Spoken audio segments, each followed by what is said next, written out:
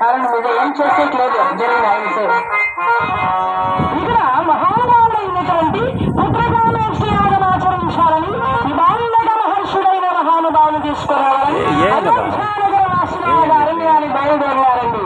పుణ్యము పాపము తెలియని నేను పూజలు సేవలు చేయగలేను.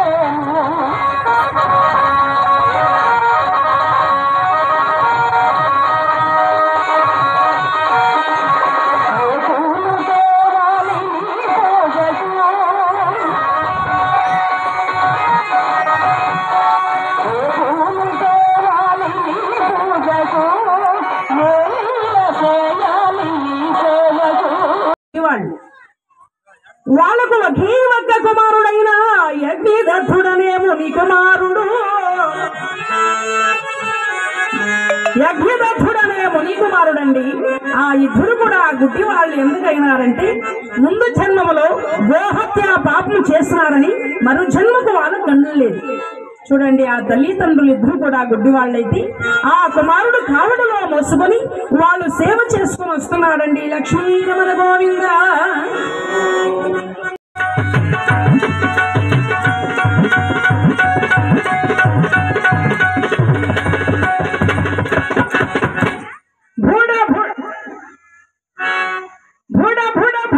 శబ్దం వస్తా ఉందండి.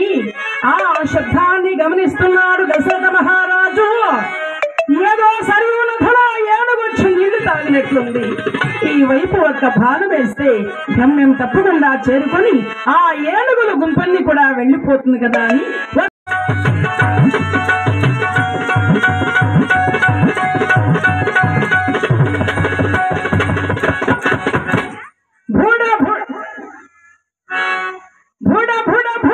శబ్దం వస్తా ఉందండి.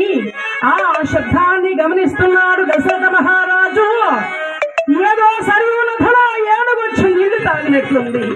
ఈ వైపు ఒక్క బాణం వేస్తే గమ్యం తప్పకుండా చేరుకొని ఆ ఏనుగుల గుంపల్ని కూడా వెళ్ళిపోతుంది కదా అని కుమారాయ ఘురథ అని నీరు వినిపిస్తున్నారు గుడ్డి వాళ్ళని. దాహముతో వెళ్లి నిలబడినాడు దశరథుల వారు. భుజ కిరీటములు తగిలింది. కుమారుడు కాదని వదిలేస్తున్నారు. నాయనా ఎవరు నువ్వు? ఏం జరిగింది? మహాకుమారుడు ఏడి? యజ్ఞదత్తుడు ఏడి అంటున్నారండి. మౌనాన్ని పాటించున్నాడు దశరథుల వారమ్మ. ఈ కాస్త దాహం తీసుకోండి, జరిగిన విషయం అన్ని చెప్పగలనంటే మా కుమారుడు ఏడి నాయనా అని కన్నీరు మున్ని ఇక్కడ ప్రసాదం తీసుకొని కార్యక్రమాన్ని వినాలి.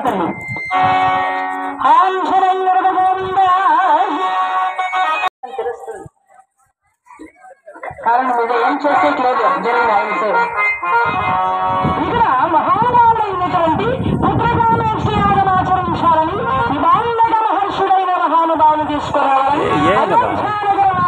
అరణ్యాన్ని బయలుదేరారండి.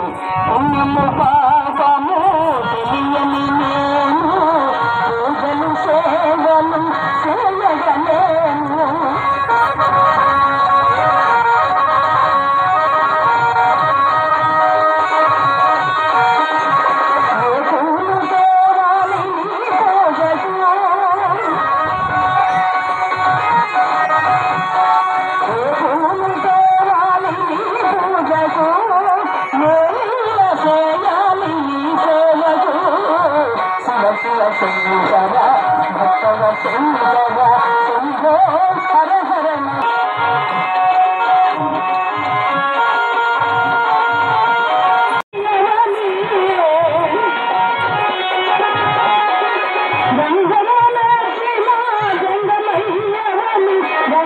गुरवे नमः।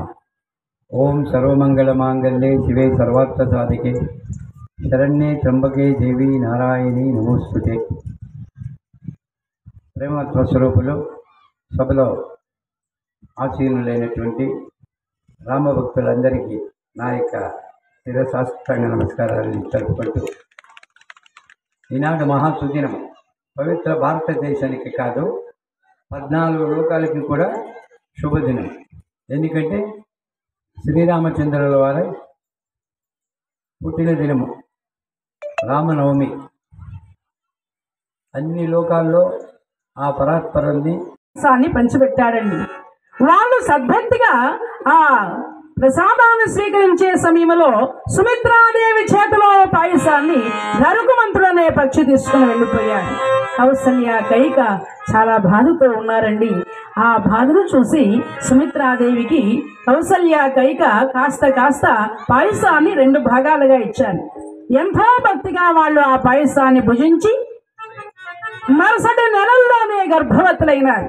ఆ దశరథునికి ఆనందం కాదమ్మా నండి, చాలా భక్తిగా ఏం కావాలా అని అడుగుతున్నాడు.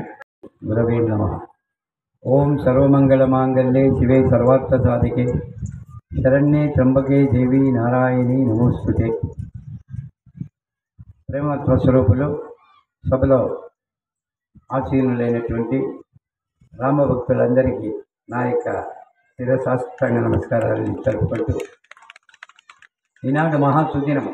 పవిత్ర భారతదేశానికి కాదు 14 లోకాలకి కూడా శుభదినం. ఎందుకంటే శ్రీరామచంద్రుల వారి పుట్టిన దినము రామనవమి. అన్ని లోకాల్లో ఆ పరాత్పరాన్ని శక్తి మరొక దీంట్లో ఉండదు. ఆ రామమంత్రాన్ని జపిస్తూ ఇబ్బంది ఎవరికి ఏ కొరత లేకుండా అయోధ్యలో రామమందిరాన్ని శ్రీ మోదీజీ గారి ఆధ్వర్యంలో ఆ మహా కార్యక్రమాన్ని చేయించినారు. ఇంకా మధుర నగరంలో కూడా కృష్ణ మందిరం రెడీ అవుతుంది. ఎందుకంటే భారతదేశం అంతటా ఆయనలోనే అన్ని పురాతన దేవాలయాలు జీర్ణోద్ధారణ చేస్తారు అనేటువంటి భావన మా చుట్టూ గ్రామంలో 32 నెలల ఆంజనేయ స్వామి వారి శ్రీరామనవమి సందర్భంగా అక్కడ తెల్లవారు నుండి హోమములు, శ్రీరామ తారక హోమాలు, అన్నదానము, తర్వాత పానకము, నీళ్లు మజ్జిగ, ఇటువంటి అన్ని విధాలైన షోడశోపచార దానాలు చేసుకుంటారు.